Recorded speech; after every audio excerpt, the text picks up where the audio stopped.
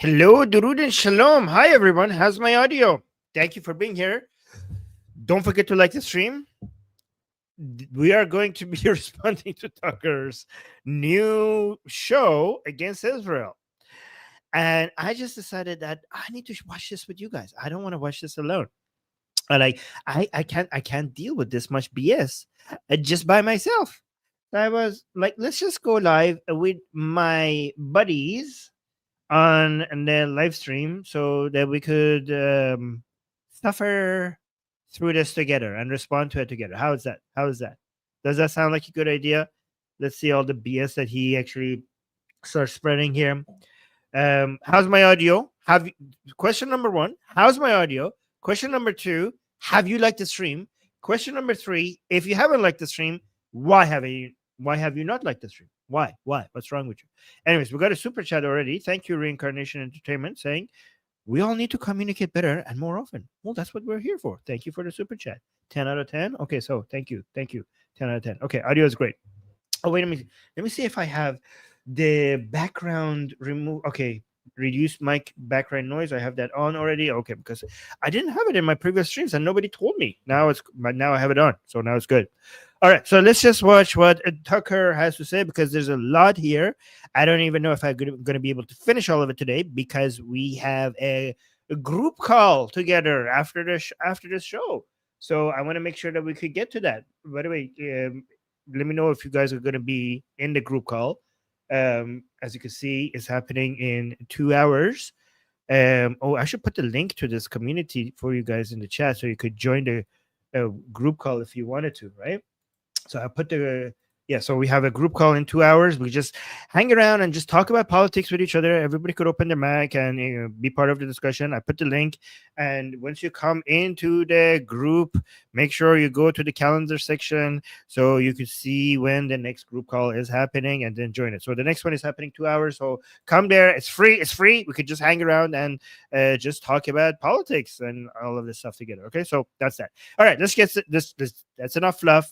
Let's get into the meat of the show. Let's see what this guy has to say. Okay. But guys, let me know in the chat. What are the chances that he's going to make a good point?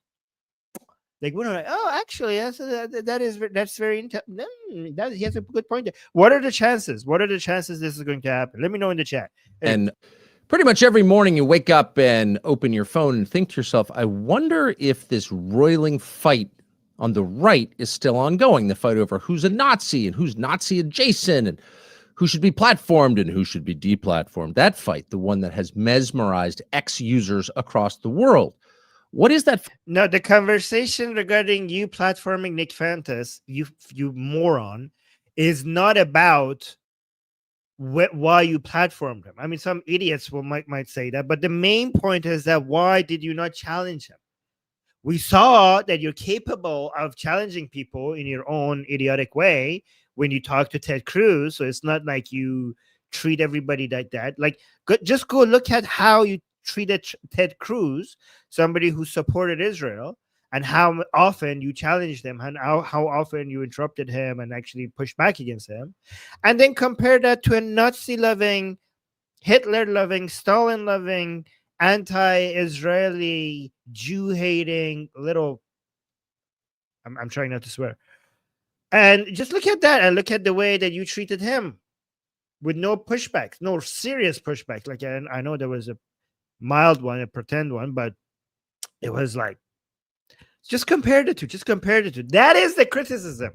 So this is just straw manning. You're straw manning the main criticism. Fight actually about, and how long will it continue?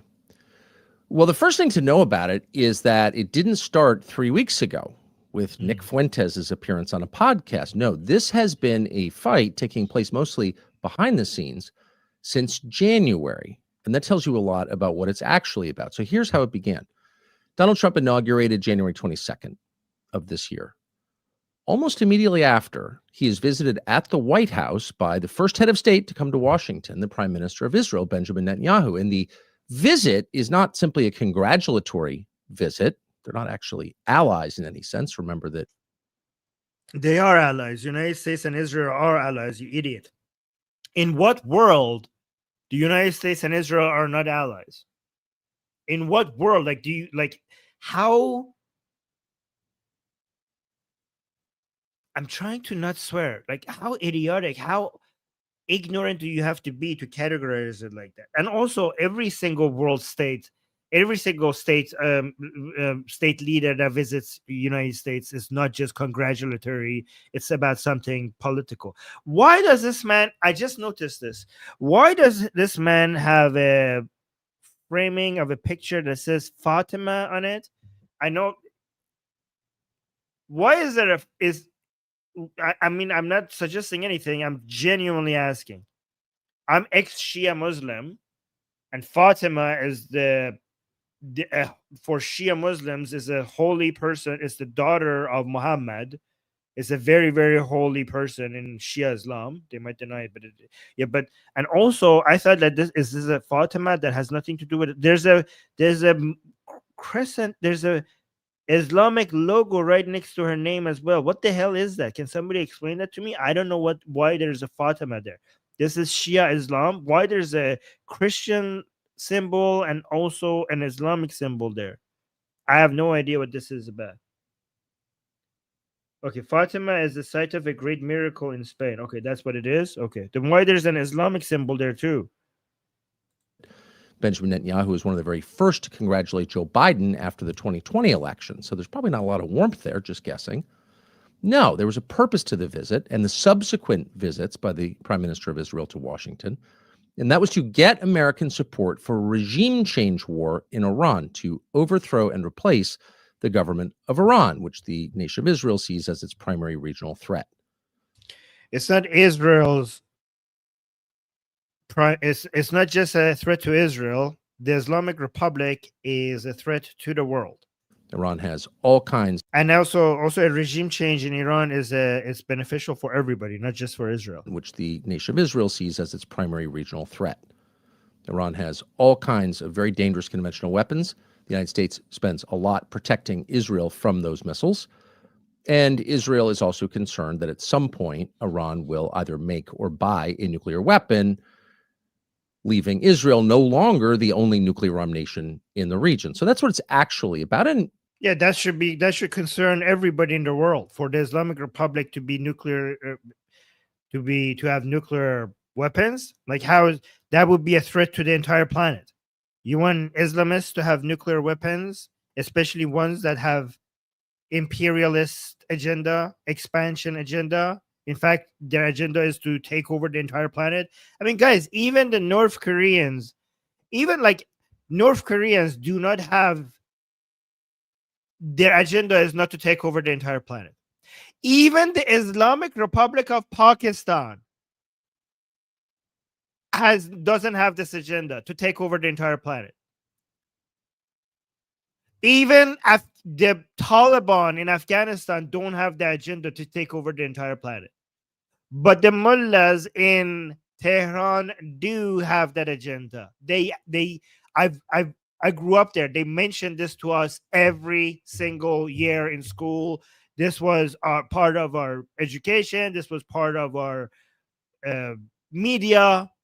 Okay, the agenda is eventually to make everybody bend the knee to their version of Islam.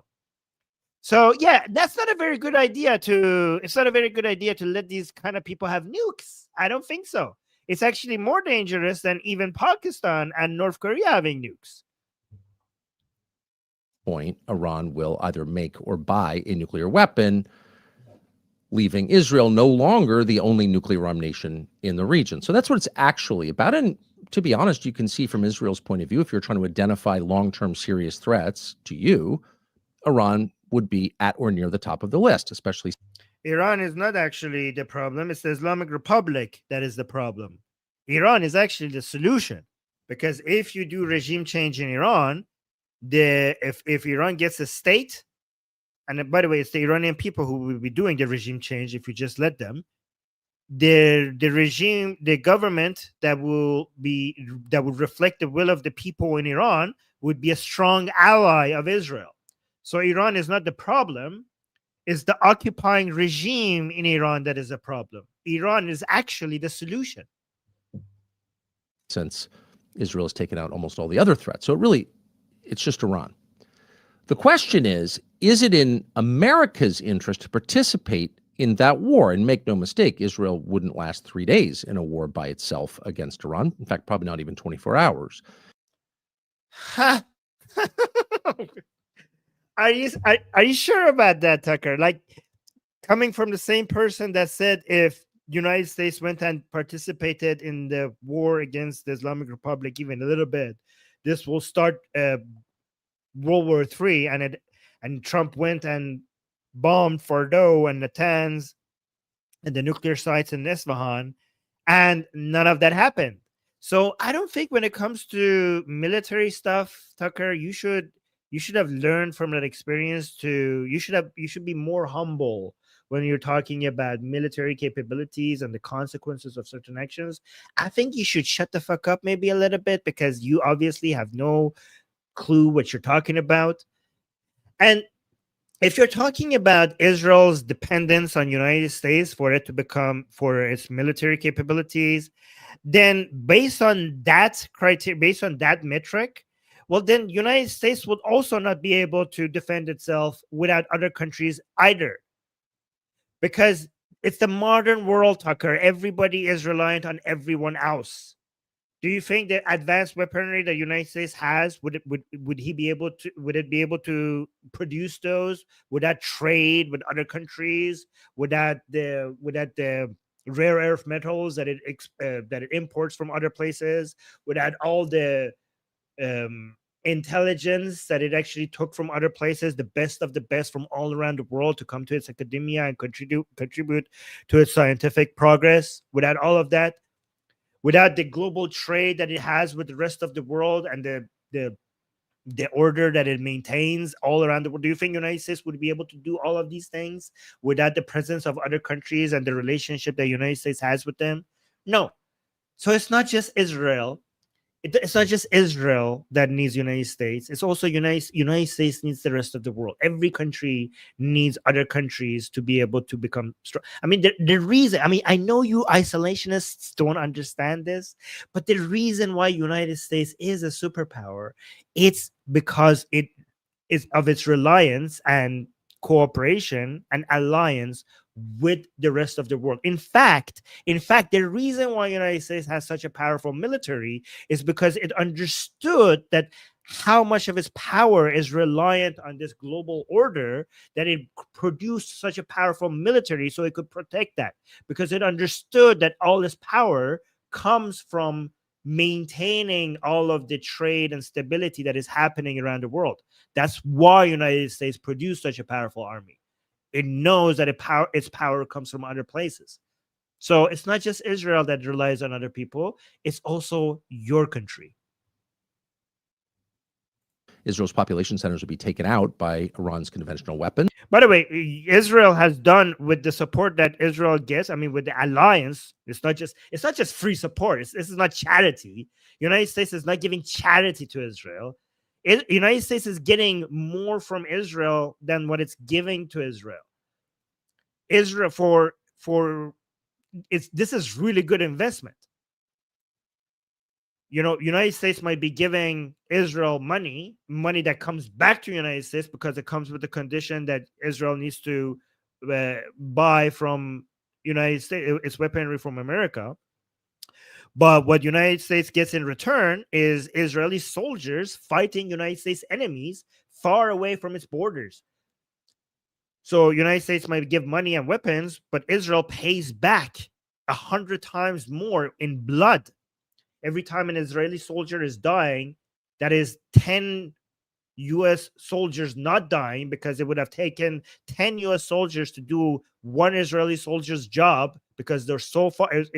It's much more difficult to exert power that far away from your borders, especially in a region where Israeli soldiers and Israeli intelligence has more information about.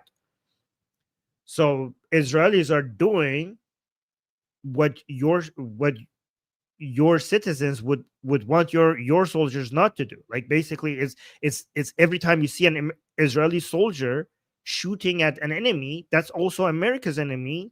And instead of an American soldier having to be there taking that shot, the Israeli soldier is there doing that for you. So that's a huge return on investment because it's actually a lot cheaper. You're saving a lot of money. If America wanted to do what Israel is doing for America in the Middle East, the price tag for that would have been 100 times more. So yeah, you're welcome. Maybe you should be more grateful to Israel. Also, every time Israelis use American weaponry, the demand for American weapons becomes significantly higher because you can never show if these weapons do what they're supposed to do in tests and drills and simulations. You could only show that they do what they're supposed to do in real battle. So every time, and Israel is in more battles than other countries. So every time Israel uses these American weapons, and the entire world is observing and taking note, they're analyzing every second of that. So this is why American weaponry is so high in demand, because Israel is showing to the world how much they work, how efficient they are, how useful they are. This is why people pay the big bucks for American weapons, instead of like Russian and Chinese ones. And at that point, the Israeli government could either nuke Iran, starting a chain reaction that, you can't really predict once it begins. Or you can't predict because you suck at it. Your predictions did not come true. Conventional weapons. And at that point, the Israeli government could either nuke Iran, starting a chain reaction that, you can't really predict once it begins, or allow hundreds of. Don't worry. Israel is not going to lose Israel is never going to lose in a war against the Islamic Republic, against the paper tiger that the Islamic Republic have proven to be. You idiots. You predict once it begins, or allow hundreds of thousands of its own citizens, certainly tens of thousands, to be killed. So Israel could not do it alone, and no honest person suggests or would suggest that it could. It needs the United States. No country can do it alone. That's the reason why countries like the Islamic Republic and North Korea are so pathetically weak, because they try to do it alone. Countries become great because they're not idiot isolationists like you. Not do it alone, and no honest person suggests or would suggest that it could. It needs the United States. So the question from the American perspective is it good for America to get involved in yet another Israel-inspired regime change war in the Middle East? You don't need to get involved. You should just support. You just let Israel do what it does best. That's all you need to do. That's all you need to do. You don't need to get involved in a war with the Islamic Republic. Israel will be able to do that. All you need to do is just continue to support your allies. You don't need to send soldiers. You don't need to send anything. Okay? Just continue supporting your allies. Israel knows what to do. Okay? And quite a few, most notably Iraq. Is that a good idea? Yes. And so that debate began, and it mostly began behind the scenes. It didn't sort of peek out into public view very often, but when it did, the people who wanted the regime change war against Iran, with almost zero exceptions, almost never admitted what they actually wanted, and they certainly never acknowledged what the debate was actually about. It was about one nation's interest versus another nation's interest. Do those interests? Their interests are aligned. You freaking idiot. Their interests are aligned. That's what allies are. Allies are countries with mutual interest.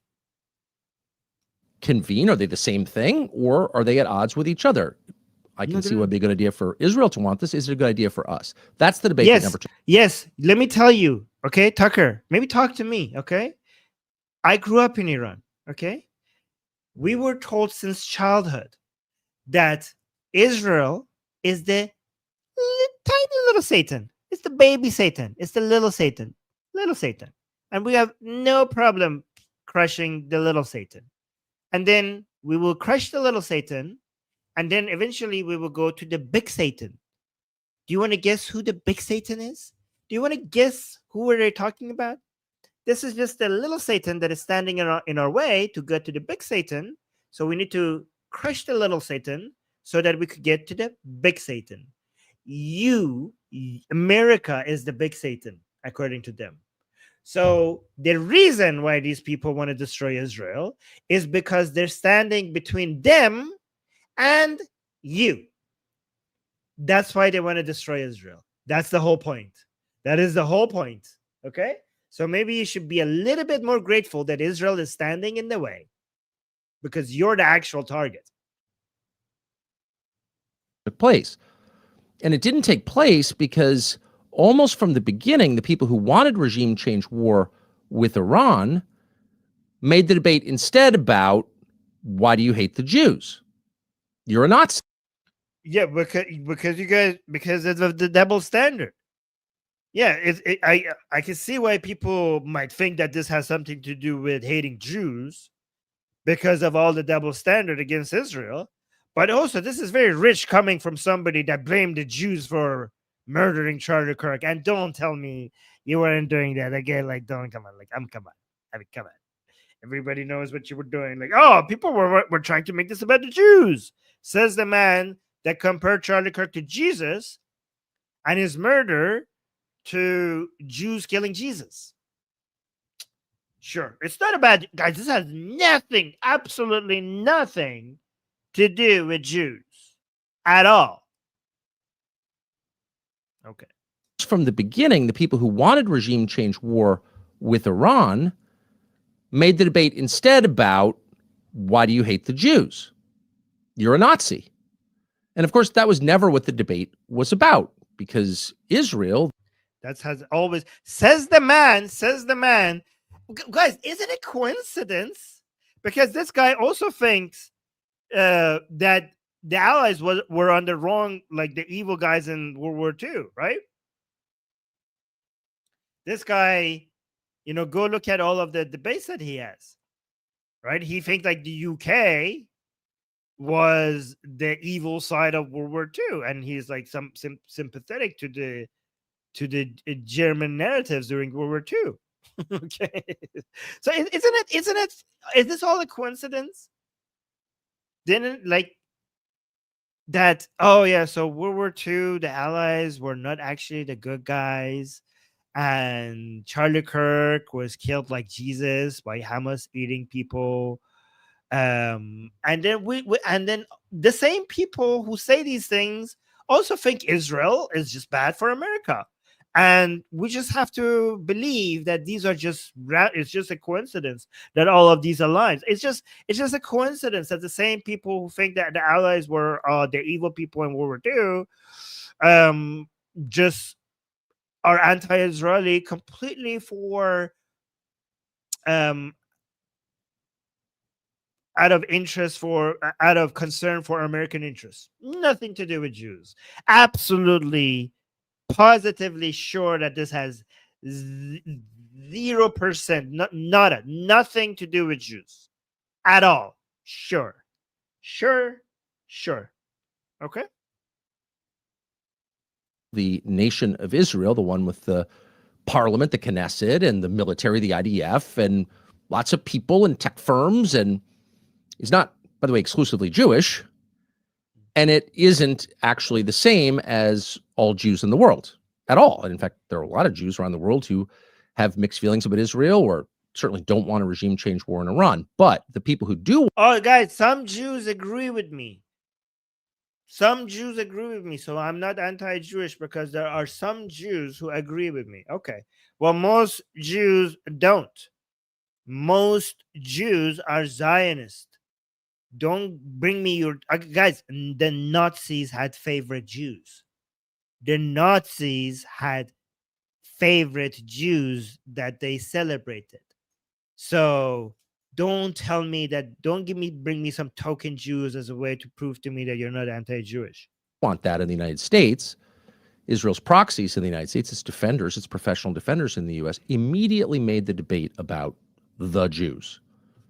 Says the man who constantly talks about the Jews and how, and basically, and also, by the way, constantly platforms and doesn't push back against anti-Jewish people. It wasn't the anti-Semites who did that, actually. It was the people who are pushing back against Jew hatred are always responding to Jew haters starting their Jew hatred. It doesn't come in a vacuum. The Jews.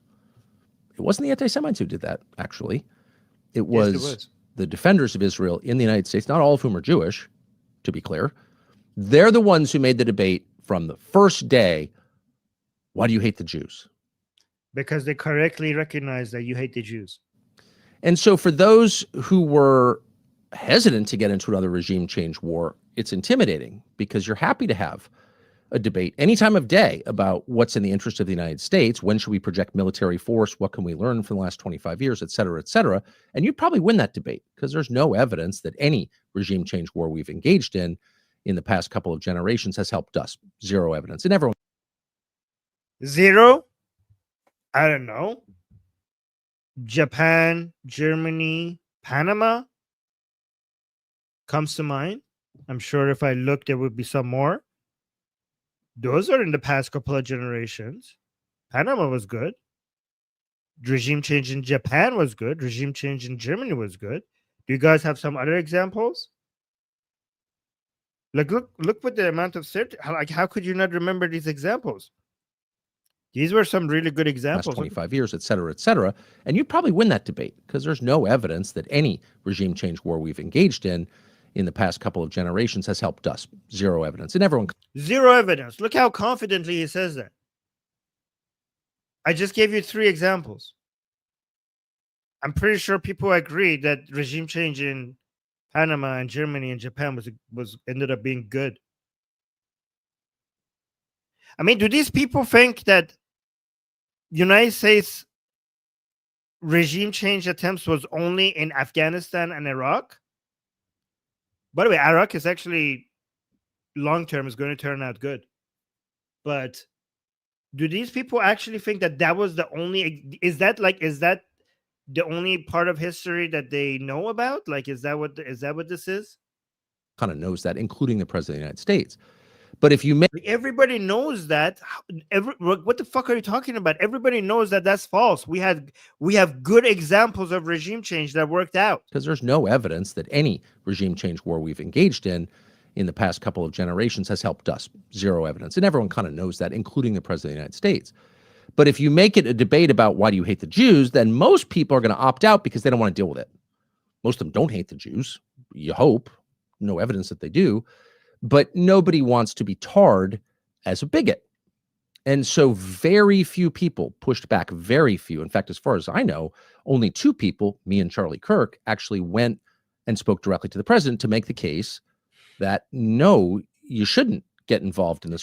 Why is it that all of these mofos are all now pretending that Charlie Kirk was on their side, even though Charlie Kirk stands for everything that these people are against? Charlie Kirk was as Zionist as they could come. You like, look at the contradiction. This, like, oh, Charlie Kirk was agreed with me. Charlie Kirk was on my side. It was only me and Charlie Kirk that was standing for the truth. Mother, when you were talking to Nick Fuentes, you actually said that you hate Christian Zionists more than anyone else in the world. You said that.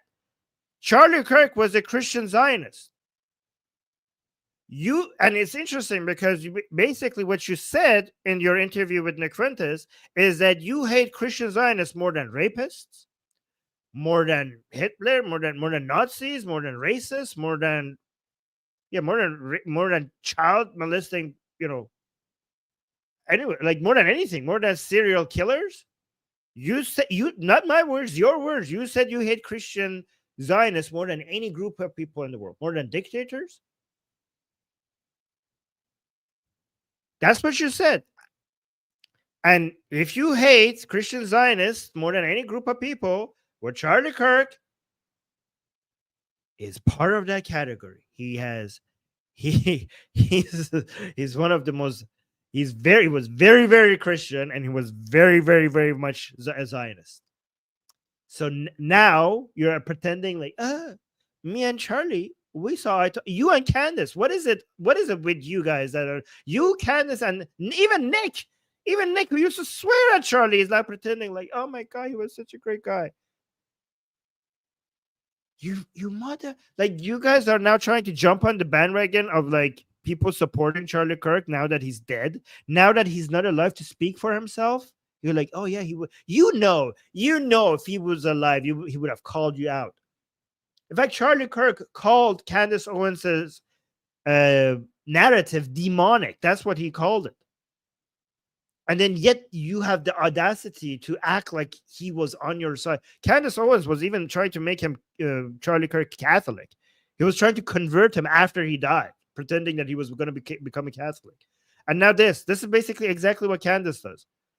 Like Candace, like, oh my God, he was coming to my side, and now he's like, no, he was already on my side. Yeah, sure, buddy, sure, buddy. You basically found one of the most Zionist Christians in America, and you're acting like he was on your side. Okay, sure. As a bigot. And so very few people pushed back, very few. In fact, as far as I know, only 2 people, me and Charlie Kirk, actually went and spoke directly to the president to make the case that no, you shouldn't get involved in this war because its aim is not actually to deny Iran a nuclear weapon. That may be a virtuous goal, but that's not really what this is about. Okay, so it's a spectrum. Israel is trying to see what it could do. Obviously, the goal is also the main goal is to try to make sure that the Islamic Republic doesn't get a nuclear weapon. Actually, these are not even contradictory. People are like, no, Israel is not trying to stop the Islamic Republic from getting nuclear weapons. Their actual goal is regime change. Well, you idiots, the only way to make sure that the Islamic Republic doesn't get nuclear weapons is a regime change. There is actually no other way. Because Israel has been very successful in delaying the Islamic Republic becoming a nuclear power, having nuclear weapons, every time they were getting this close. And Israel watched the whole world sit back and do nothing about it, and they had to get involved. Israel is saving the world. This is the 3rd time Israel is doing that, because Syria was about to become nuclear and Israel destroyed their nuclear program. Iraq under Saddam was about to get nuclear, and Israel managed to stop that, while the rest of the world was like, let's just let these countries become like in North Korea. Yeah, if it was up to the Western world, like North Korea was up to the Western world, and guess what? They became nuclear. Too late, guys. It's too late. But Israel, like, yeah, we're not gonna let that happen in our backyard. I mean, I don't know how you guys allowed North Korea to become nuclear, but we're not gonna let that shit happen in our backyard. So when Syria was gonna become nuclear, they're like, nope, we're not having that. When Iraq was gonna become nuclear, Israel was like, nope, we're not having that. And now when the Islamic Republic occupying Iran wants to become nuclear, Israel like, nope, we're not having that. But the problem is that the Islamic Republic has learned a lesson, and they have figured out how to make sure that even though every Israeli attack delays their nuclear program, it doesn't completely eliminate it. They're spreading their nuclear capabilities in so widespread against a vast geography that it's almost impossible to completely destroy it. And they are digging deeper and deeper and deeper every single time. And every time Israel delays their ability to become nuclear, they learn from it, and next time they try to make it so that the next attack would not stop it. And the Islamic Republic is now actually getting close to a point where it's actually even impossible to destroy the nuclear weapons, even with the bunker busters that the United States has. So the world should be thankful to Israel, because Israel was the only country with the balls to get involved to save the world from an Islamic Republic, from a nuclear Islamic Republic, while the rest of the world was watching. Every time Israel was like, guys, do you not see this? And the world was like, I don't know, I don't see Israel. And you know what I think? I think the world condemns Israel, but secretly the reason, let's just hope they take care of it. They take care of it. They want Israel to do the rest of the world's dirty work. They're like, oh no, it's nothing. And they're doing that not because they think it's nothing. They're doing that because they think like, yeah, Israel, you just go do the thing, and then we will condemn you so that we could wash our hands off of the messy work that you're doing. So Israel is paying the cost for cleaning up this mess, and the rest of the world is not even thanking. It's not even grateful. It condemns it for it. The problem is now that the Islamic Republic, unfortunately, is getting to a point where there's no amount of attacks and aerial bombardment that is going to destroy their nuclear capability. Like, they're getting to that point that becomes impossible. I mean, we should be thanking Israel that every time they were getting this close, they managed to delay it. But now we're getting to a point where the only solution is regime change. They have dug the uranium enrichment facilities so deep into the mountains that no amount of bunker busters will be able to destroy it anymore. In the new site that they're working on, and the only way to stop that is to basically do a regime change and just get in there and make sure that it's not there anymore. That's the only way. And this is not what Israel needs. This is what the entire world needs. This is about is luring the United States into yet another regime change war. And if you do that, it's bad for everybody, including you. That's the case that we made. Charlie went to the White House to make that case, and God bless him for doing that. And says you. I mean, I don't know.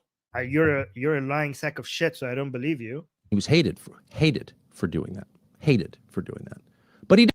Yeah, this is projecting. You're basically your beliefs and your views. You're doing a Candace Owens.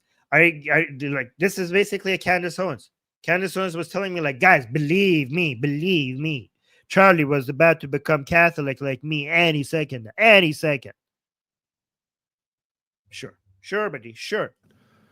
And he was hated for doing that. But he did it. Very few other people did. In fact, as far as I know, none. So, of course, in June, the debate ended and the United States did commit military force to Iran. It bombed Iran and spent billions to protect Israel once again from the inevitable, the predictable conventional response from Iran. It saves trillions. When the United States supports Israel, it spends billions to save trillions. Having a nuclear Islamic Republic, having a global Shia empire, having basically a Shia empire taking place in the Middle East and North Africa, and not having Israel to fight back against that in the region would cost not just the United States, the entire planet, trillions and trillions of dollars. So if you're spending billions to stop that from happening, that's a steal. That is a steal. You're getting the better end of that deal. Et cetera, et cetera. And in the end, thank God, we did not get lured into a regime change war. But the bitterness lingered, and the total unwillingness of the people pushing for that war to state their aims, to be honest about what they wanted, and to defend what they wanted, remained.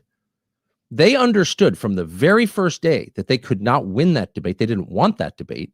They wanted another debate where they felt they could win, or at least cow their opponents into total silence. And that debate was about, quote, the Jews, anti-Semitism. And again, this is a country that hasn't had a lot of anti-Semitism. Decent. well, I know people like you, Candace Owens, and Nick Fuentes are about to change that, apparently. Like, no thanks to you guys. And again, and also Muslim, I'd like to let's be fair here. And also higher Muslim migration could also help with that. If you're missing out on the level of anti-Semitism that Europe is experiencing, then here's the solution. Just import more Muslims in your country. That will fix your problems. By the way, YouTube, I'm not being serious. I'm making fun of these idiots. Again, this is a country that hasn't had a lot of anti-Semitism. Decent people are not anti-Semitic. Christians understand that anti-Semitic behavior or thoughts, attitudes are unchristian because Christians. It says the man who blames the Jews for almost everything in the world, and doesn't even have the balls to say it outright like Nick does. And says the man who stands against the only country that gives the Jews the ability to protect themselves. Okay. Christians are universalist in their thinking. Every person has the capacity to come to God through Jesus. Every person, no matter how they were born. And so, of course, no sincere Christian could be an anti-Semite, and no sincere Christian would ever defend anti-Semitism. In fact, he would call it out as he would racism or any form of discrimination on the basis of blood. He would call it out immediately. So this was never about anti-Semitism, despite the fact there are. Oh, yeah, guys, there's a whole bunch of Hamas eating people in a dark room next to their candles who have killed Charlie Kirk just like they killed Jesus. I don't hate Jews, guys. I'm a Christian. How could a Christian be anti-Semitic or racist? Okay, sure. sure. Okay. Yeah. Yes. Yes. Yes. Of course, are anti-Semites and all kinds of other people in this country. There are 350 million of them. But And then and it happened to also be against the Allies in World War II. But no, I'm not anti-Jewish at all. Sure. Semitism, despite the fact there, of course, are anti-Semites and all kinds of other people in this country. There are 350 million of them. But this debate was not about the Jews or anti-Semitism. It was about You already said that. when to use military force and to what extent should you follow the lead of a much smaller nation as you think about your own nation. A much smaller nation. Well, a much smaller nation that is doing more than your bigger nation when it comes to fighting the evil in this world. In fact, the fact that they're a smaller nation should be is to their credit. Like actually we should actually admire that. This is a little country that stood against so much evil all surrounding it and still survived. Like, oh, this is a tiny little country. Well, a tiny little country that is cleaning up the world's mess.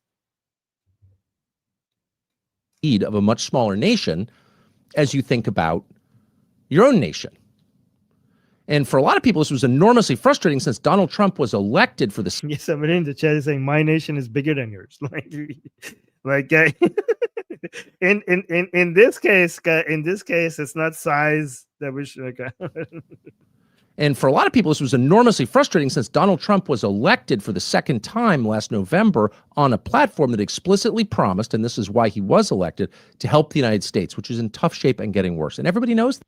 Yeah, if you want to help the United States, you have to help it maintain its order all around the planet, beyond its borders, because everything would be 10 times more expensive if global maritime trade was disrupted. And you know how that would be disruptive? If American military was not present around the world, then all of that would be disrupted and everything everywhere would be 10 times more expensive or even more. And United States military being present is actually very expensive, and it's sometimes cheaper if you just rely on your allies like Israel. Yeah. So you see how they're related? You see how the price of goods and services in the United States is actually very related to US's military being present all around the world to basically provide stability for international trade. And actually, if you want to save money on that, you should rely more on your allies. Yeah. So you see how these things are all connected? I don't think you understand how global trade works, Tucker Carlson. I don't think you understand that. I mean, isolationists usually don't understand these concepts. It's not very complicated, but I think you still have managed to figure out, how to be this dumb. Okay. That. And all of a sudden, this foreign prime minister shows up and starts hijacking. Foreign prime minister. Oh my goodness. This foreign prime minister shows up.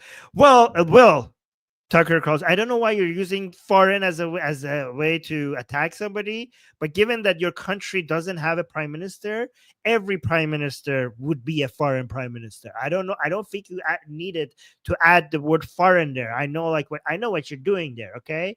But to you as an American, every prime minister is a foreign prime minister. So what's the point of pointing out that Israelis are foreigners? Jesus Christ. And all of a sudden, this foreign prime minister shows up and starts. Oh my God, this foreigner. Like, do you talk about other presidents and prime ministers like this as well? This is why we think you're a Jew hater, because you don't talk like. Would you talk like that about Putin, Tucker? Would you talk like that about Putin? If Putin was meeting with Trump, would you say like, oh my God, this all of a sudden this foreign president just showed up and now talking to my president? No, you wouldn't. You wouldn't talk like that about Qataris. You wouldn't talk like that about Putin. You only talk like that about, let me guess, the Jews. Hijacking the attention and the money of our country to his ends. And that could be any prime minister, by the way. It happens to have been Benjamin Netanyahu. Oh, it could have been any prime minister. Just believe me, guys. Like, I would have spoken about any prime minister like this. Sure. But conceptually, that's outrageous. And people were justly upset about it. Absolutely, they were upset about it. So where will this go? Well, of course, the people who think the U.S. government should act always and everywhere on behalf of its own citizens, the America First people, those people are going to win the debate. In fact, there's never actually been a real debate. But when people's mind fog clears and they can think about what just happened. You don't even understand what America First means. You're not America first, okay? Isolationists are not America first. Isolationist, the worst thing for America, one of the worst things to be for America is an isolationist. Isolationism cripples a country. So isolationism is not America first. If you want to be America first, then you would realize to be a strong country, you need strong allies. You need more allies. That's how you become America first, by taking care of your allies. But when people's mind fog clears and they can think about what just happened, they'll understand that this was never about the Jews or anti-Semitism, much less Hitler, who's been dead for 80 years as of April. No, it was about, should the United States act in its own interests, or should it subvert its own interests on behalf of a foreign power with a very effective lobby in Washington? That's exactly what the debate is. And the answer is, of course. Yeah, okay, look at again the effective lobby in Washington. Again, guys, did you guys know that APAC spends less money on lobbying than the dentistry, like the industry, than most other countries? Actually, the lobbying power of Israel and United States is very, very small compared to other countries, and compared to actually some insignificant industries, compared to war politics, right? Like, I don't know why do these people never show concern about like Chinese lobbying or German lobbying or Canadian lobbying or French lobbying or the Islamic Republic lobbying, which illegally actually has some lobby groups in the United States, by the way, if you did not know. Okay. APAC is legal because APAC is not even Israeli. APAC is based is American Jews. So Americans have every right to support the politicians that they want in the way that they want. So APAC is actually American. I mean, the fact that American Jews wanting to support their favorite politicians and you're saying this is Israeli just because they're Jews is another form of Jew hatred. These are Americans. These are American citizens deciding that they want to support the politicians that they like. Why are you against that? It's free speech, right? So, yeah, and why are you being, what is the double standard? Why are you not calling out other countries lobbying of United States? Is it because it's not because they're Jews, is it? Oh no, it has nothing to do with that. Nothing at all. Oh, we got another super chat. Let me see. Comrade Shifty, thank you so much for the super chat saying people die, but ideas hard to kill. Tucker. Okay. Thank you so much for the support, Comrade Shifty. Yes, I got my, those were shekels. I'm supported by Zionist guys. See, the accusations are true. Should the United States act in its own interests, or should it subvert its own interests on behalf of a foreign power with a very effective? Yeah, exactly. Flying Robot Duck in the chat is saying, when will Tucker go after Qatar lobbying? Exactly. FLP saying because he's possibly allegedly getting paid by them. Yep, maybe that's in its own interests, or should it, I don't know, actually don't know, subvert its own interests on behalf of a foreign power with a very effective lobby in Washington? That's exactly what the debate is. And the answer is, Comrade Shifty was saying Hitler is dead, but his ideas are very much alive. That Tucker proves that. That's what you meant. Okay, now I get it. Behalf of a foreign power with a very effective lobby in Washington. That's exactly what the debate is. And the answer is, of course, no. So the America First people, or the people who just think the government should serve its own citizens, which, let me remind you, is the only legitimate rationale for representative government. In other words, if the government is not representing its own citizens, if it doesn't care about its own citizens, it's not only off track, it's illegitimate. It has no basis to govern. This is an anti-Trump message. I don't know if you guys are getting this. He's basically telling you that Trump has no basis to govern. He's basically is saying that the Trump administration is illegitimate. That's what he's saying. You guys know that, right? You guys understand that that's what he's saying. Because this is basically the conservative movement turning against each other. This is the right versus the right. Legitimate. It has no basis to govern because it's a representative democracy. So you are morally bound, you're legally bound to represent your own people. That's the only purpose of having a government in our country, is to represent our people. And if you're not doing that, you're not legitimate. So they will win. And in a year or two, we're going to look back on what we've been watching for the last month or last 8 months, and we're going to realize this is exactly like BLM or Me Too. You know, at the core, there may have been a point, but basically it's buffoonery. So he's saying, like, yeah, the MAGA movement, the Trump's movement, no, not MAGA, the Trump had originally made some good points, but this is as bad as BLM and the left, basically. That's what he's saying. Like, he's basically saying that we had some hopes for Trump, but now we know he's as bad as a BLM. That's what he's saying. But he's a coward. Like, you know how I know he's a coward? Because what he's trying to say, without actually spelling it out, Nick Fuentes says it. Nick Fuentes came out and said that Trump is a buffoon. He's an idiot. He lied to us. This was all a scam. But this man doesn't actually mention Trump. You like it's let me know in the chat. It's clear to you that he's right now talking about Trump, right? Like, that is very clear to you guys, as it's clear to me. What he's talking about right now is Trump, but he doesn't want to mention his name. So they will win.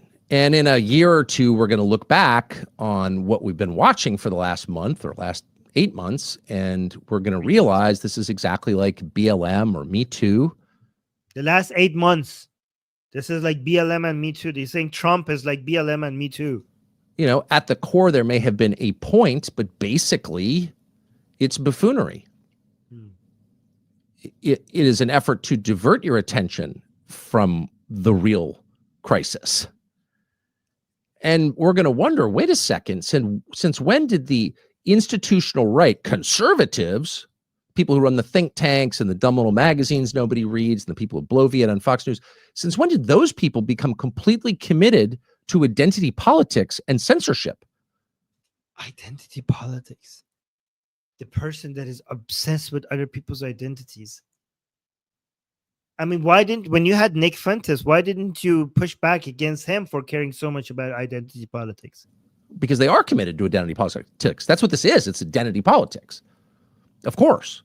Yeah, blaming the Jews for everything and having a double standard against them compared to everyone else, that is identity politics. And you are the worst example of identity politics, my man. It's group over nation, of course. It's another country above our country, a tiny country. It's a tiny country. Like, how is that an insult against Israel? Do you know every time you mention Israel as a tiny country, that's actually a compliment? Because Israel, this tiny little country, managed to stand up against much, much bigger countries that all conspired to attack it together at the same time, and it won every single time. So it might look tiny on a map, but it casts a very wide shadow when it comes to defending itself, and when it comes to economy and technology and entrepreneurship and military strength. So this tiny little country is the country that on day one of its birth was attacked by a 7-nation army, 5 countries directly and 2 countries indirectly. All of them on day one. That was its birthday gift was basically 7 countries uniting with each other to destroy it. And on day one, it stood against all of them and crushed every single one of them. And they didn't try this once, but they tried it again and again, and it continued to win. So you're a tiny little country. It's a tiny little country. It's a tiny little country that wins every fucking time. It's group over nation, of course. It's another country above our country, a tiny country. A tiny country. Irrelevant country over our country. Look at this. Of our country, a tiny country. An irrelevant country over our country. Like, you understand that your country wouldn't even be a country if you didn't have, like, with your revolution, French support. Your country exists because one country decided that we need to actually get involved beyond our borders. That's your whole genesis story is about one other country deciding that, hey, maybe we should actually our interests. It is in our interest to support these people that are not part of our country. That's how America started. You moron. And people, yeah, and also an Israeli in the chat is saying you rely on us. Exactly. I mean, it's mutual benefit. This is what isolationists don't understand. we're going to look at that and say, wait a second. We thought, in fact, we voted for you because we thought that the two things we could be assured you believed were you were against identity politics. You lectured us about. Look, it's fair. Look, he's even making it more clear that he's talking about Trump, and he still doesn't mention his name. Is he not going to ever mention his name? Like, we voted for you. You're talking about Trump. Say his name. Say his name. Like, why aren't you saying his name? Like, are you even if it's this clear, you're still not going to mention his name? Are you that big of a coward?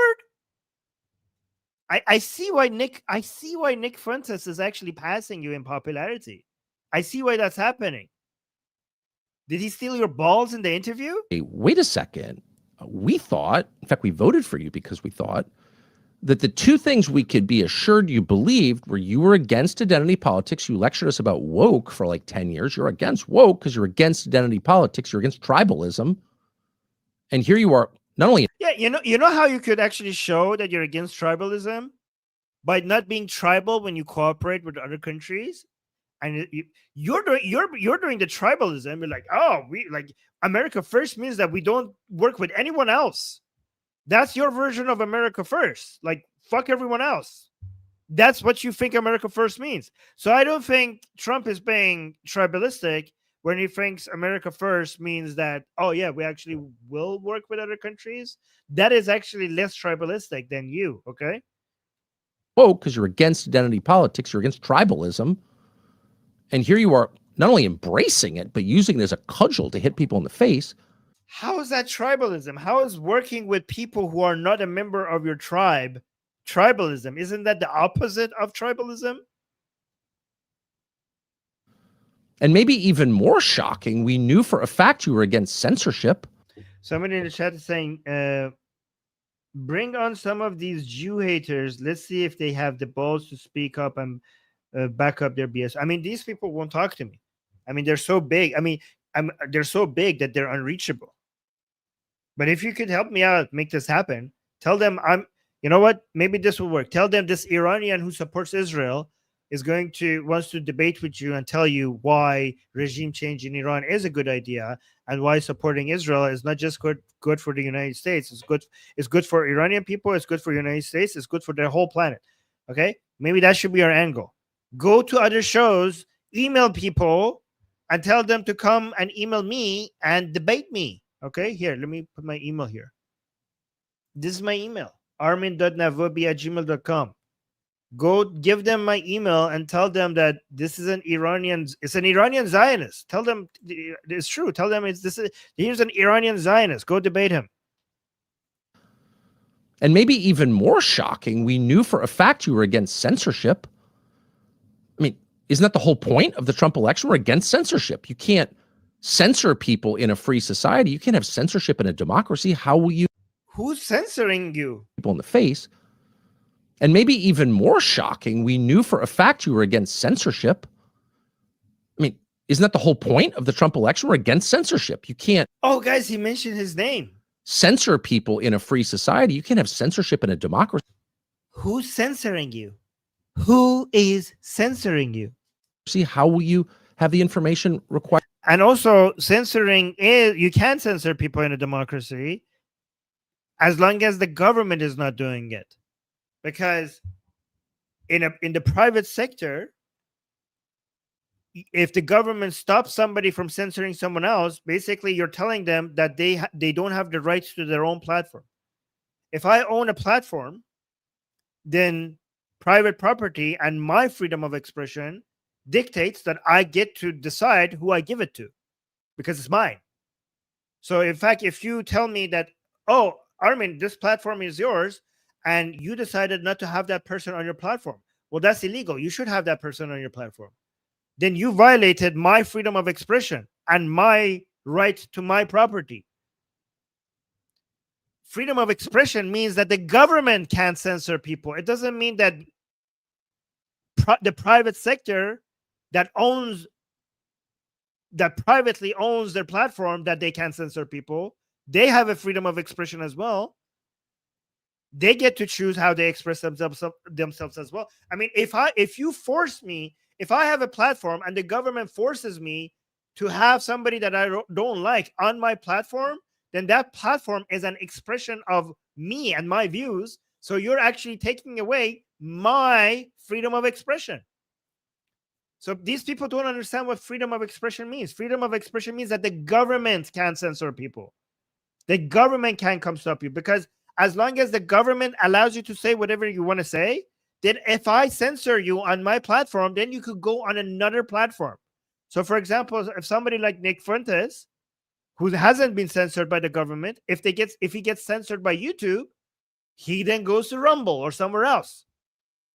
That's what freedom of expression, that's the freedom of expression that we're fighting for. Lack of government involvement, not people privately, not civilians being forced to platform people that they don't wish to platform. You guys don't even understand the basics of the values that your country has been founded on. I am lecturing you about your American values as an Iranian. You're an American. You don't understand the values that made your country great. You have to hear this from an Iranian. You don't understand isolationism is not how your country became great. You don't understand what free speech means. A foreigner, Tucker Carlson, has to come lecture you about why your country is actually a great country. Unbelievable. Come, I'll teach you. I'll teach you about America, Tucker. Let this Iranian teach you something about America. People in a free society, you can't have censorship in a democracy. How will you have the information required to vote? Censorship is totally incompatible with democratic government, period. And it's also, by the way, illegal under the First Amendment to the Bill of Rights. And Republicans just won an election on that platform.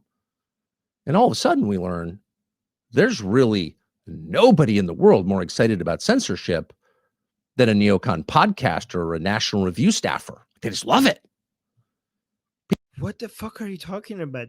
If you don't want censorship, then they get to criticize you for whitewashing Nick Fuentes. That's them exercising their freedom of expression. Do you think freedom of expression means that you get to say something and nobody gets to criticize you? Do you think that's what freedom of expression means? People aren't going to forget that. And in a year or 2 or 5 years or whatever, we're going to look back, as we do on COVID and the BLM riots and the Me Too movement. And we're going to ask ourselves, how did we fall for another moral panic, another social media driven moral panic? Moral panic, guys. Like the guy comes and says like, oh, Hitler was cool and I love Stalin. And people are like, yeah, that's fucked up. I'm like, that's just basically the Red Scare. People are panicking over nothing. Yeah, a guy who loves Hitler becoming the greatest, the biggest, the fastest growing content creator on social media. The guy that loved what happened in World War II, loved what happened to the Jews, loves Hitler, loves Stalin. That guy becoming the fastest growing, the most influential person on the right, being concerned about that's just like a moral panic. There's nothing to see here, guys. This is not important at all. You're just imagining things. This is just a scare tactic. Sure. How did everyone go insane all at once? It's very insane. It's very insane to be concerned about the actual far right growing, not the far right that the idiotic leftists told us about, which they call, and this is the gift that the leftists gave us as well. Those fucking idiots, they called everything far right to the point now when we actually have far right growing, that word doesn't even mean anything anymore. Now that we find, guys, did we not warn about this? Like the people who are old timers on this channel, like, did we not warn about this like 10 years ago? Like, stop calling everything far right. Eventually, the far right will come, and these these accusations are not going to work well anymore. Like, if you call everything far right, at some point the far right will show up. The real far right will actually show up, and all of these accusations of racism or bigotry and misogyny, it's all just going to fall on deaf ears because everybody thinks that you're just exaggerating things. Well, here, guess what, guys? The actual far right just showed up. The actual far right now just showed up, and now we can't even call them far right because far right has now turned into a positive word because the left kept on using the word far right for actual patriots, for people who actually genuinely cared about their country, for people who wanted to preserve their border integrity, for people who didn't want uh, their demography changing so fast, they didn't want mass migration, for people who were concerned about Islam in their country. Like, they were called far right, left, and right. And now that the actual far right, in the form of Nick Fuentes, has showed up, now calling that far right, people are like, oh, that's far right. We've heard far right is actually a good thing. Let's actually go join him.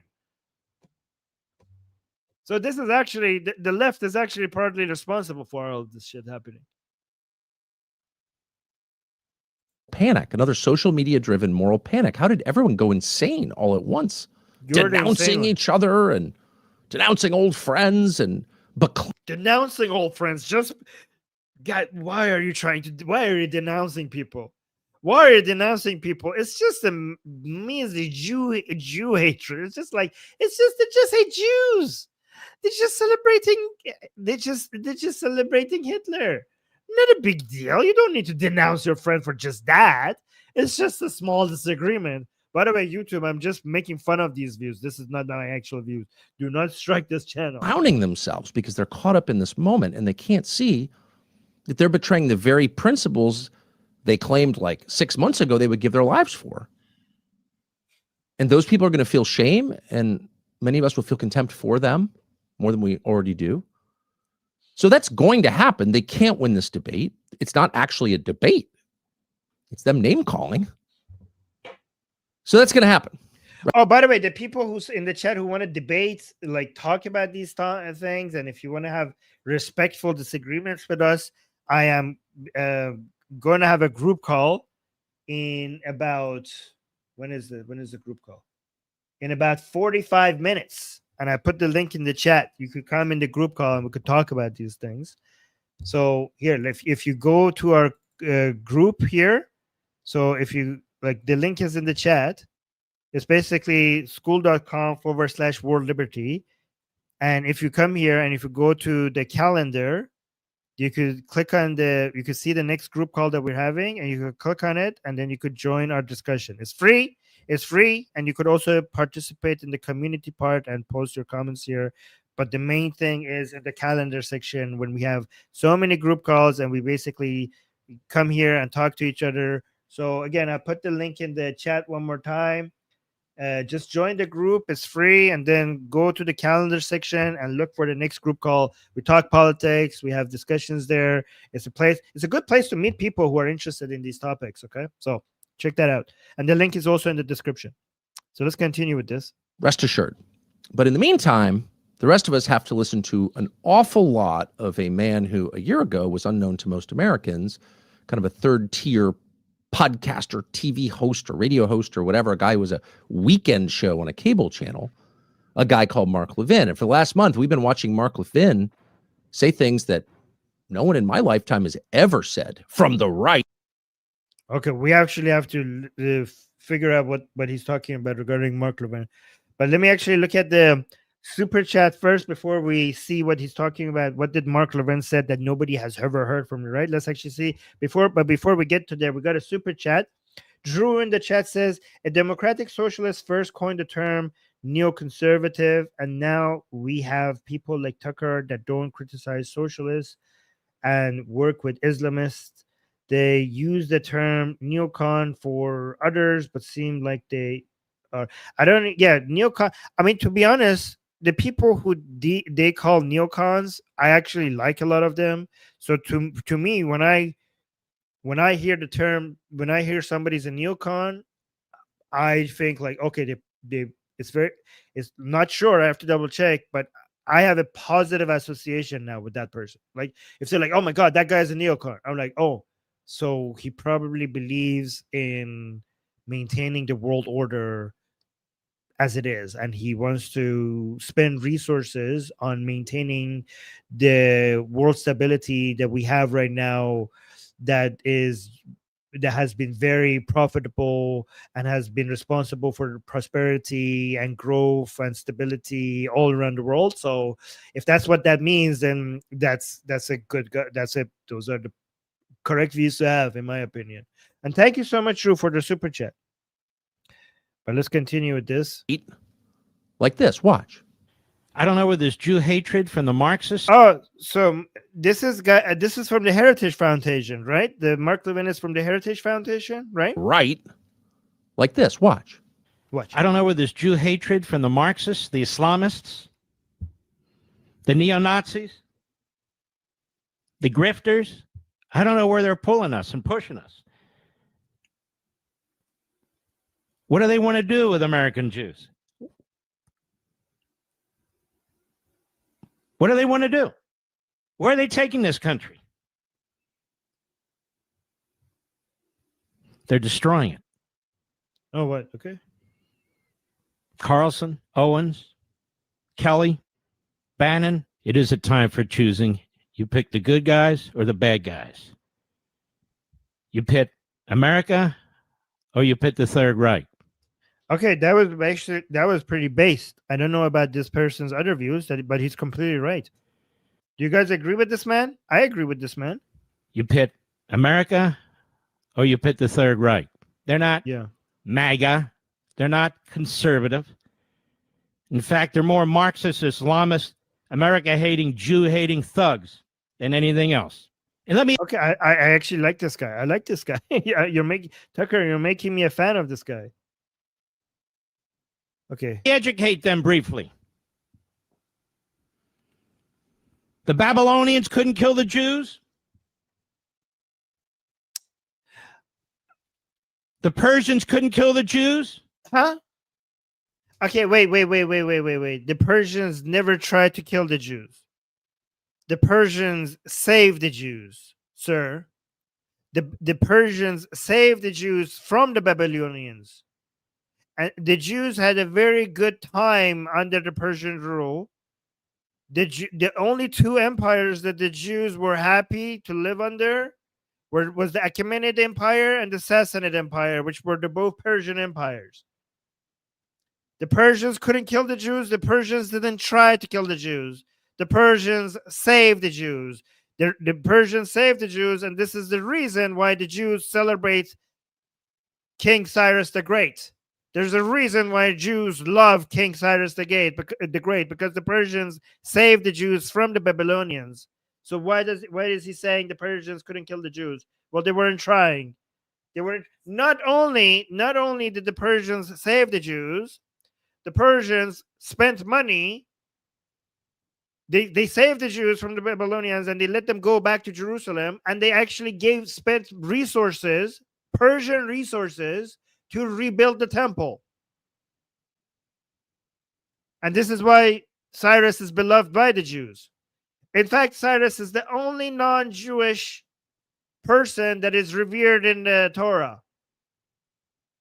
The only person that is not Jewish and is celebrated by the Jews is King Cyrus the Great. So what is this about the Persians couldn't kill the Jews? I mean, I like your message, but get your facts right. The Romans couldn't kill the Jews. Right. Hitler couldn't kill the Jews, and by this I mean eliminate them. You think you're puny little ass? Somebody's saying Tanakh, not Torah. Well, I mean, it's part of it. Eliminate them. You think you're puny little asses are going to be able to do it? Kill the Jews? Yes. The guy, like, kill the Jews. The Jews. Yeah, motherfucker. Nick Fuentes, who you had on your show, who you didn't challenge, actually, before he was in your show, talked about executing them. You know, for what crime? For witchcraft and sorcery and being in touch with demons. He wants to execute them. So yeah. You should have done your did you not do your research before you had Nick Fuentes on? Because he said that, and you didn't challenge him on that one bit. Your first thought is, wait a second, how do we get to that? No.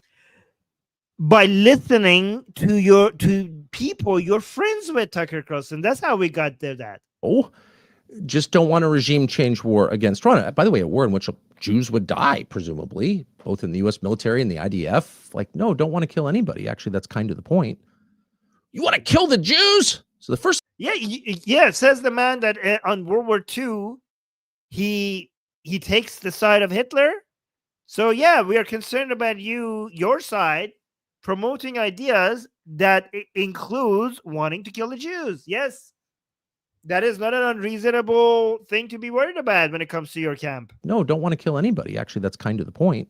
Nope. You want to kill the Jews? So the first thing you notice is like the total inversion of what the argument actually is. It's an argument about to what extent should U.S. military power be used on behalf of another country, not the United States. That's it. That's the debate. And do these people not even understand what mutual interest means? On behalf of another country? Like, is that such a foreign concept to you guys that two countries might actually have mutual interest? Like, alignment of interest is such an extraordinary thing that doesn't, like, you cannot comprehend that could be a thing between two nations. All of a sudden it becomes the Babylonians, the Nazis trying to kill the Jews. So again, it's an inversion. He's accusing his opponents of really what he wants, as always. Well, that is justified. Like, what he's saying is justified based on the things that you guys say. It's Christmas. Give the gift. This is an ad? Oh my God. Oh, guys, they're putting an ad. So I put my ad, and unlike their ad, look, their ad proven to deliver up to an extra. You have to pay for something, okay? I have an ad. You don't have to pay for this. My community is free. Let me put the link, guys. This is an ad. This is a commercial. This is a community where you get to go talk about politics with other people and meet other people who are interested in the similar topics that you're here listening to right now. I put the link in the chat, right? So it's basic here. Here's the link in the chat. The link is also in the description.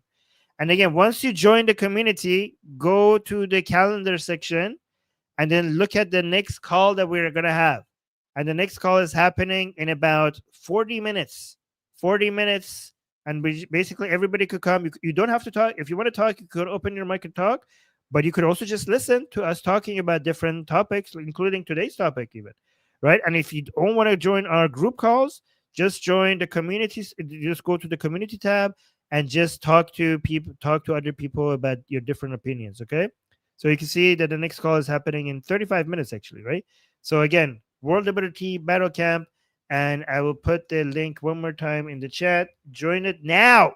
Join now, and even if you can't make it to the group call that we're going to have in about 35 minutes, just join so that maybe another time you could have time to join one of our calls. Okay? It's a really good way to meet other people that might have similar values and similar interests as you and talk to them about different topics, or even just ask questions. Extra hour of plenty of people on our staff use. I can see them humming comfortably. First, that is off. There's a. All right. Your members of the third is how totally personal. 8sleep.com/Tucker. The second thing you notice is how totally personal this is. You're members of the Third Reich. You're Nazis. You're evil. You're an Islamist. You hate Jews. You're an anti-Semite. You hate America. Okay. None of.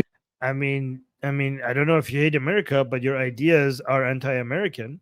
Oh, we got a super chat.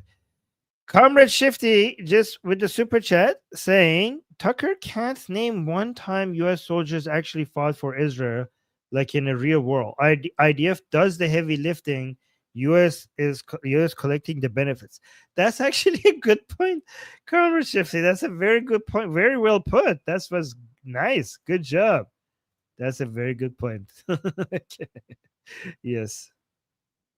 I mean, that's ad hominem. Somebody's saying World War II. Okay, dude, in World War II, Israel wasn't a country yet. Cumber Shifty said Israel. He didn't say the Jews. There's no. Okay. None of. I mean, that's ad hominem. There's no even attempt to address the. No, it's not ad hominem. If you actually make a point and then you insult somebody, that's not ad hominem. Ad hominem is only when you insult person to make your point. It's the way to support your claim. So if they have a reason for the claim, if they insult you after with it alongside it, then no, that's not ad hominem at all. You don't even understand logical fallacies. I mean, that's ad hominem. No. There's no even attempt to address the argument that anyone Mark Levin doesn't agree with is making. Instead, it's just attacking them as people. And the third thing you notice is what animates this, which is hate. Mark Levin is filled with hate, obviously. And yeah, hate is justified. Hating people, hating Jew haters is justified. Hate is one of those words that is thrown around a lot as a weapon. You're filled with hate. That's hate. It's hate speech. Therefore, you can't say it. No, hate could be good if you hate the right things. I hate cancer. I hate poverty. I hate disease. Right? Hate is not if you hate the right things. Hate is not necessarily. I hate Jew haters. I hate isolationism. I hate communism. I hate Islam. I hate wokeism both on the left and the right. These are the correct type of hate, etc. But that doesn't mean just because the word itself is used cynically that the term doesn't describe anything or that hate isn't real. Hate is absolutely real. Hate is absolutely real. And if hate can be good, hate can be good. Hate is real. Okay. Hate can be good. If the guy is full of hate for Jew haters, that's the justified hate. If you listen to enough Mark Levin, you yourself can become hateful. Yeah, I am hateful of Jew haters. What of it? Reacting against it can turn you into what he claims you are. And that's just a fact of human nature. You stick your face right up against this. After a while, you will become hateful. All of us, even people who are committed to not good. Be hateful. Be hateful of people who are spreading this disease of Jew hatred all around the world. Be hateful. Be very hateful. It happened to me last week, a week ago tonight. I'm sitting on stage with Megyn Kelly at an event she was doing in New York. And I think Dick Cheney had died that day. And I knew Dick Cheney, obviously, and he had died. And I disagree with Dick Cheney, but I'm not going to criticize a man on the day he dies. I'm just not going to do that because I have reverence for death. But I had a lot of emotion on the topic. And so I said a few nice words about Dick Cheney. He was a great flycaster or whatever. And then I started thinking about his daughter, Liz Cheney, whom I also know and have disliked intensely for quite some time because she slandered me and because I think she is a violence espouser. And I disagree with that. And I have contempt for it. But rather than say that, I just attacked in a vicious way Liz Cheney. And I said something awful about Liz Cheney, actually. Didn't explain why I was mad at Liz Cheney. I just slandered Liz Cheney, basically. And I said that her father would be ashamed of her. And if I had a daughter like that, I'd probably kill myself, which is an awful thing to say. It's kind of hard to believe I said that.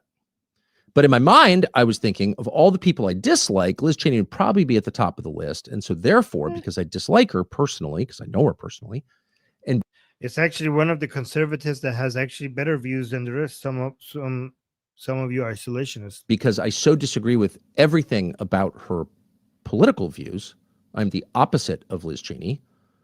If you were to graph it out, I'd be on one side, Liz Cheney on the other. I think you know what he's doing? I think he's about to virtue signal to us.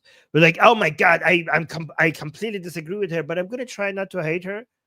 Like, this is interesting, okay? A lot of people with the most vile, disgusting views, they also want to try to virtue signal to us about, like, look, my enemies are filled with hate, but I'm just a Buddhist. Like, I am just filled with love. I even love the people I completely disagree with. And I noticed myself hating and I caught myself and I think I should stop that. It reminds me of some Nazis that I met. I debated some Nazis, actual Nazis, like, Nazi saluting Nazis. Okay. Hail Hitler kind of Nazis. Right. And I was debating them and they constantly told me about how loving they are. Right. They were talking about how peace-loving they were and how Hitler was so loving and peaceful and anti-war, and that they don't even want to hurt a fly. And these were Heil Hitler Nazi saluting Nazis, like not somebody that other people call Nazis, people who proudly call themselves Nazis. That's what they were saying. Like, oh my God, like Hitler wouldn't even hurt a fly. This was forced upon him, right?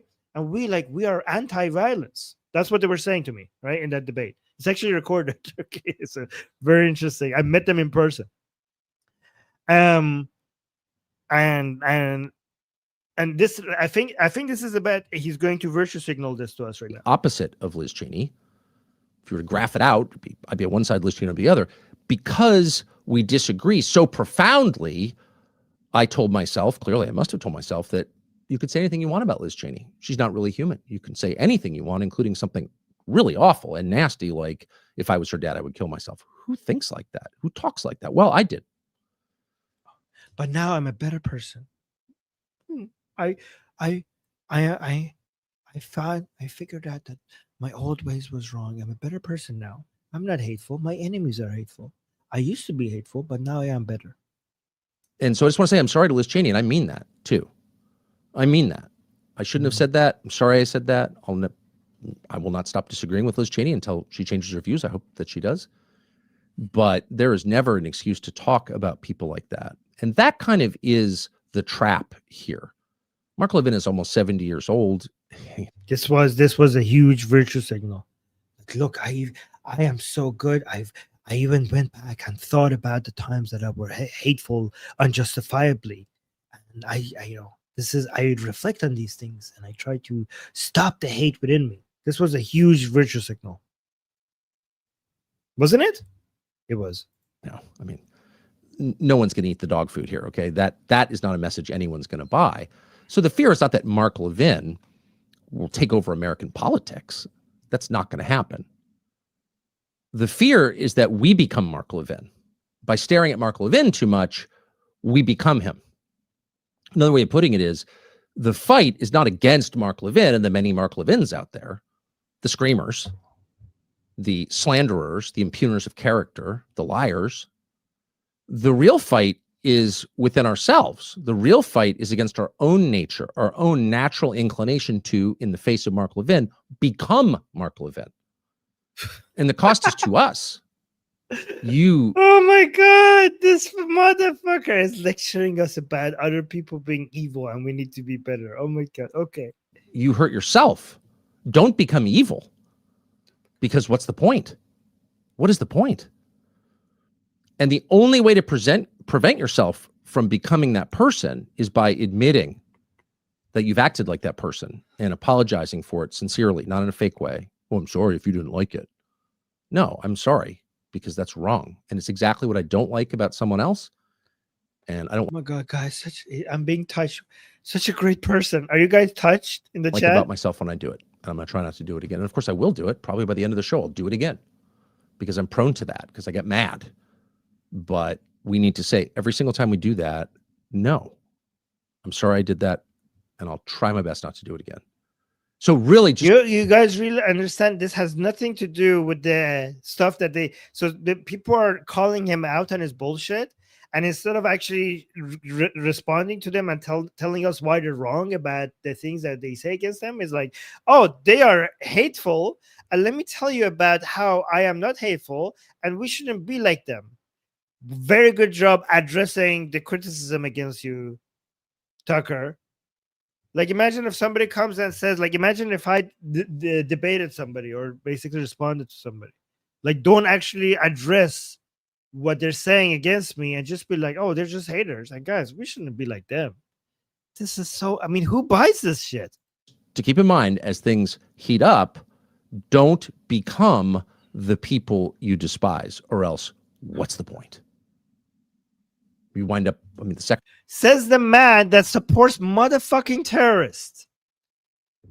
Says the man who supports dictators, Putin, Qatar, the people who fund terrorism. Like, oh, guys, other people are evil.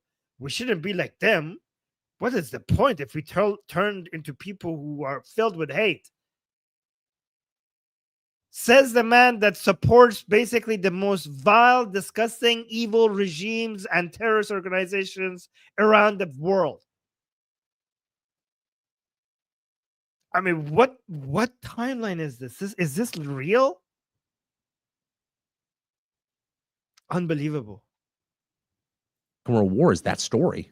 We're fighting for freedom, but we're arming Joseph Stalin to do it. Really, we sent more money and airplanes and tanks and jeeps and boots and food to Joseph Stalin, the greatest mass murderer in history, in order to bring what? Freedom to the world? To fight Hitler, who was conquering Europe. Guys, I told you, did I not tell you that this man thinks that we were on the wrong side of World War II? Like, do you guys think all of this is a coincidence? That the man that is anti-Israel happens to also compare the killing of Charlie Kirk to Jews killing Jesus, also think that in World War II we were wrong to support the people who were fighting the Nazis, and we have to believe that this has nothing to do with Jews, that the connection is just all made up? Is that not insane? Like, and this, like, look at the framing of it. Like, everybody, like, we all understand that in World War II, it was the right thing to do to unite and fight against Hitler. That was the right thing to do. But you're like, oh my God, we actually supported Stalin to do this. Stalin, who killed a whole bunch of people. Yeah, Stalin killed a whole bunch of people, but he wasn't attacking. He wasn't going to end Europe. And it makes sense at that time, the enemy of your enemy, you could work with the enemy of your enemy while they're fighting your enemy. How were they supposed to defeat Hitler without actually working with Stalin at that time? It wouldn't work. The entirety of Europe would be under Nazi Germany if you didn't do that. You guys see how they justify not attacking Hitler? Do you see the clever ways that these motherfuckers come up with to think, like, to pretend that it was the wrong thing to do in World War II? I didn't say the enemy of my enemy is my friend. I said it makes sense to work with the enemy of my enemy. I didn't say they're my friend.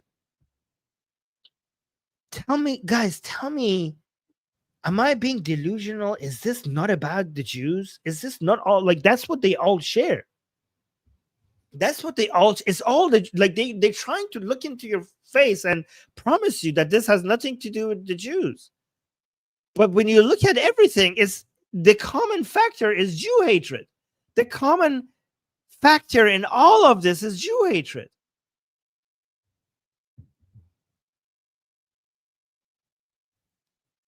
Yeah, FLP agrees with me. Okay, in the chat. It's not a defense of Hitler, of course. Sure. But that's shameful. The Roosevelt administration did that with a full support of his party. It's like, don't become the thing that you hate. That's it.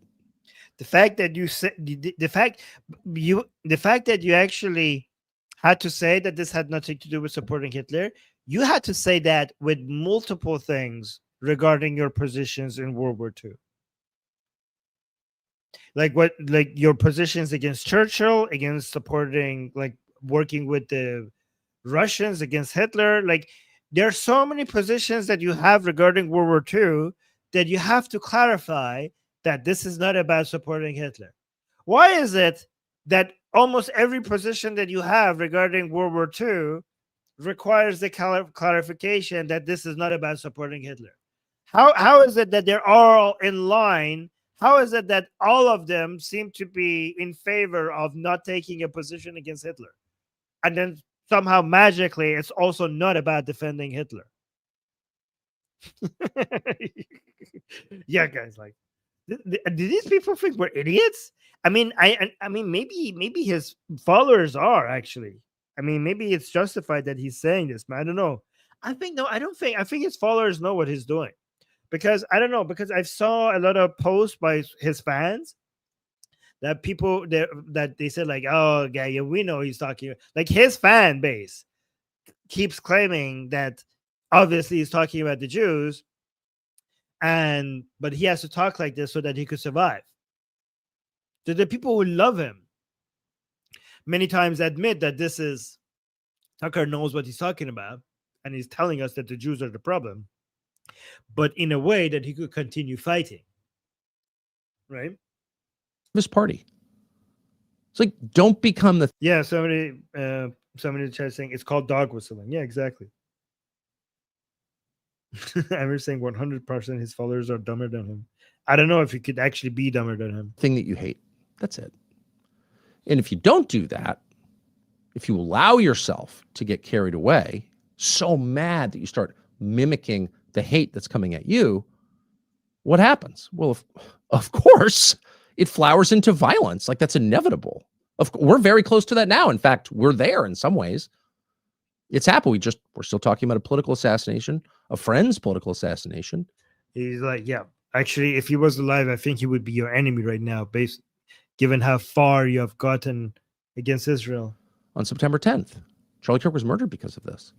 So it can happen, and it will happen unless all of us prevent ourselves from becoming that. And by the way, you can't control other people. All you can do is control your own behavior. So if you act like that, apologize for it. I'm going to really try. Is he continuing to virtue signal about like it's so amazing. He sneaks in a defense of Hitler or say like we shouldn't be like other people. We shouldn't be evil like other people. By the way, we shouldn't have been anti-Hitler. But guys, let's not be hateful as other people. Do that. But we are absolutely moving toward violence, and it should be really clear. That's the other thing, is you don't want to espouse violence, because where does it go? It always begets more violence. 100%. To stop violence, you need violence. The people who act like they're peaceful, the reason why they're so anti-violence is because they know for them to eventually have control over the monopoly of violence, they have to promote the idea that violence is always bad. Violence in the direction of stopping, organized violence that people have given to their representatives to use to stop violence is a justified use of violence against chaotic, unorganized, messy violence. That's the whole point of having a police. That's the whole point of having armies. If violence is all bad, then we shouldn't have armies. We need violence. We need organized violence to stop chaotic violence. We bring stability to the world. We bring order to the world with organized, elected, with people who we as a collective, we as a group of people have decided to give the monopoly of a violence to our representatives so that they could use that force to bring stability and peace to our lives. So no, violence is not always bad. Violence could be good if it brings stability, peace and stability. I mean, that's why we buy weapons we try to buy more powerful weapons for our military. Okay? Illegal violence is bad. Legal violence, force used by your police and your military, is actually good violence. Okay? And I think this is actually on purpose. The people who do not have the power of the state, the people who haven't been given the monopoly of violence, they're anti-war and they're anti-violence because they don't want that violence to be used against their eventual revolution against the powers that be, right? Against like violence, for example, against Hitler, violence against Nazis was a great idea. That's a violence that actually stops more violence from taking place. You need to use violence to stop violence.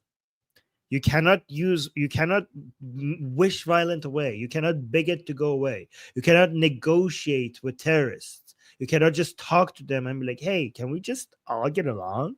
It doesn't work like that. And the people who advocate with that, their goal is eventually to get violent, and they're trying to disarm you by promoting no violence.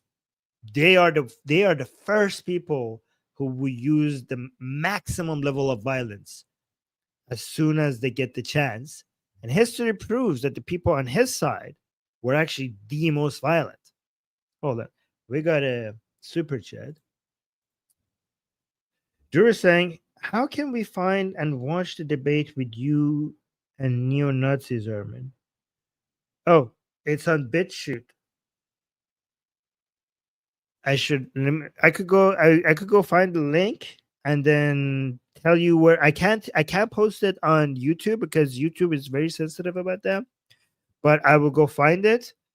Remind me, please, and then I will post it somewhere, and I will tell you where I posted it. Okay, but I have to go find it.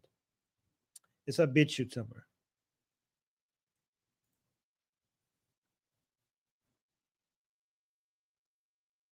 Be prepared for him. All right, guys. Because we're less than 20 minutes away. We're 17 minutes away from our group call. So I will put the link one more time in the chat. Come and have a chat with me about all of these things that we just talked about. Let me put it in the chat here. So this is the group. It's called World Liberty Battle Camp. And it's a free community. We're going to have a group call. You're going to come in, and once you join this community, just go to the calendar section, and you can see that we have a call in about 17 minutes. And then you come in, and everybody could talk, and you don't have to talk. You could just listen to our conversation, or you could talk. You could open your mic and speak, and you don't have to. So and we will be recording it. So there's that. So come in and have a talk, and you could meet other people that are interested in these types of discussions about, politics, about North America, Europe, Middle East, whatever you guys think. You guys decide what topic we're going to be talking about, right? You guys will decide the topic of the conversation. It's mostly organic, but it is about politics, right? I will be there. You can come. You could talk to me. You could talk to other people. It's a good way to also become better at expressing your opinions. It's a good way to practice. It's a good way to meet other people. Again, I put the link one more time in the chat, and the link is also in the description, right? So come, and also if you don't want to join our group call, you could just come into the community and just participate in the conversations in the community tab and just post your opinions or just respond to other people's opinions. You could do that as well, right? So hope to see you guys there. Come over there. Let's have a chat about these topics and just get better at understanding these issues, right? And meet some new people. It's free. It's free. So there's nothing to lose. All right, guys. Let me know if you want me to. I'm going to continue the rest of this. Let me know if you want me to continue, because I think we do a good job here responding. Like, you guys also help me. I do a good job responding to this, but I think you do a good job in helping me out in the chat as well. There's some interesting points you give me while I'm talking about these things, and I just look at what you're saying, and you mention those sometimes. So that's a good one. It's a good one. It's a good way. And I also enjoy watching these with you guys instead of just by myself. So there's this. I want to also watch Nick Fuentes with you guys. Let me know if you want me to do that. I want to see I haven't watched a show of him completely ever. So I wanted to do that with you guys. Let me know if you'd be interested in that. Leave a comment after the show. Let me know if you want me to do that. And yeah, and I also maybe want to do a Muhammad hijab video as well. Anyways, let's end the show and then go to the community, do a group call there, and I'll see you guys very soon. And don't forget to like the stream. Don't forget to subscribe if you're new here. Don't forget to hit the bell notification. Like the stream so that it gets more attention. I think we're doing a good job here on this channel. And after the show is over, leave a comment so that it boosts the algorithm. Okay? Yeah. And give me your opinions there. All right. All right, guys. See you soon in the group call if you're coming. And if not, why not? Just come. All right. All right, guys. Love you. See you tomorrow. I'm Israel Chai. Javicha. Mwah.